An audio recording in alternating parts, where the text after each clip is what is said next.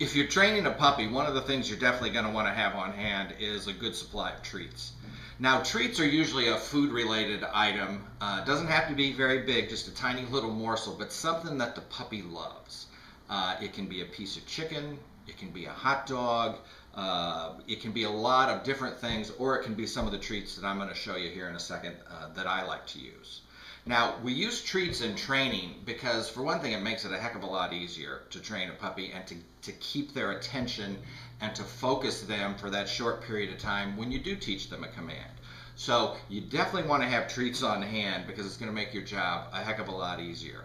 Now let me give you kind of my theory on how I use treats. I'm not a big proponent of having to carry around tons of treats with you at all times for the rest of the dog's life.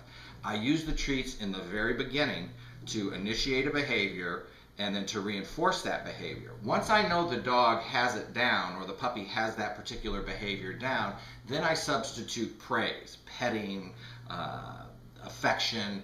Puppies love the little high pitch, good boy, that type of voice gets them excited. So I use those as treats and gradually start to wean the puppy off of treats.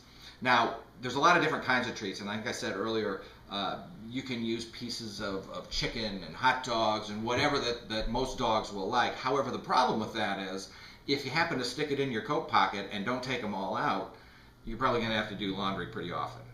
So there's a lot of market types of treats, and there's millions of different types. They come with all types of ingredients, all natural, all this, all that. They can be very, very pricey. With me training a lot of puppies, I need to have something that works, that's economical, and that the puppies like to use. So what I have are basically the three types of treats that I use every day. And I've used these for years, and these are the types of things that I like. The first is the biscuit type. Just a hard little cookie type biscuit. They crumble, they break. You can break them up into smaller pieces so you don't have to go through an entire biscuit every time you want to treat the dog. These are a good mainstay, very cheap. You can get them just about anywhere. This is a 4-pound bag. It costs $6.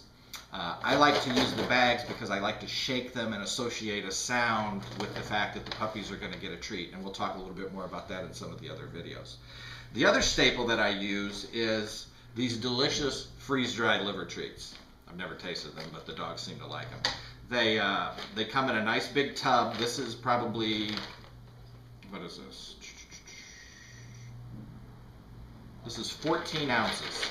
14 ounces of freeze-dried liver. Here's a tiny piece. They break off in chunks. I like these because they're dry to the touch.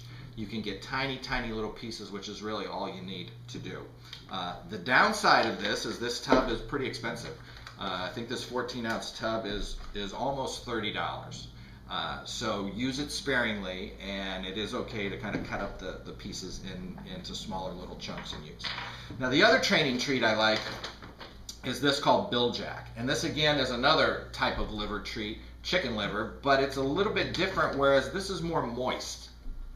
And it has more of a smell to it, and you can kind of squish them and break off tiny chunks of these.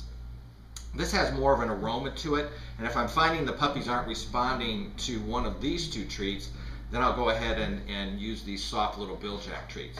The puppies seem to love them. The only thing I don't like about them is they can be a little bit messy. They can kind of crumble up on you a little bit.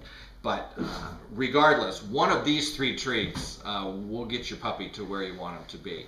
The Biljack treats, I believe, are about $8 for a 14-ounce little package as well. So treats are not cheap, but hey, in the long run, it's going to make your job a heck of a lot easier. What I want to show you now is just one of the ways that I use treats to help make my life a little bit easier when training puppies. So what you're going to see now is I'm going to let a couple of the puppies in the other room. I'm going to come in here. I want to get the puppies in the crate, but I don't want to be screaming their name and yelling come and crate and all these different words. So what I'm going to do is I'm going to walk in here. I'm going to shake my little treat container here. And what you're going to see is I've got the puppies, so every time we come in the house, I come right directly to their crate, shake the treats, toss a couple in. So what I'm doing is I'm getting the dogs used to every single time they come in the house, rather than run all over the place, they run right into their crate. and that way they get used to being in their crate. They're sleeping through the night in the crate. The crate becomes a good, happy place. So stay tuned and watch what happens.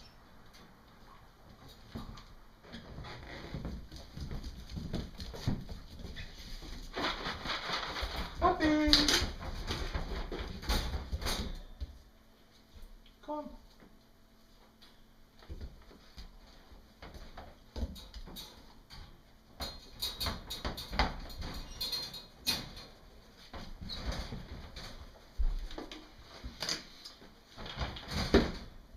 on. So there you have it. I got 2 puppies into 1 crate. I didn't have to scream. I didn't have to holler. They're not barking because they're in there. And it's all because I've used treats in just the right amount to initiate the behavior and to teach the puppies that the crate is a great place to be. This is a great tool. You're going to use this crate throughout your entire training process, so you want to make sure the dog gets used to it and has a good, happy, pleasant experience. Good puppy.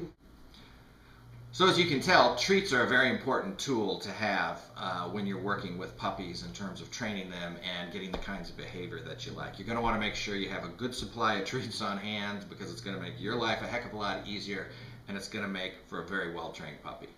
Now, in our next session, we're going to take a look at how we use treats to do a bunch of different commands. And all the commands that we're going to do at the end, I usually start out with a treat, teaching the dog how to do that. So stay tuned, and we're going to show you some more uses of treats when training your puppy.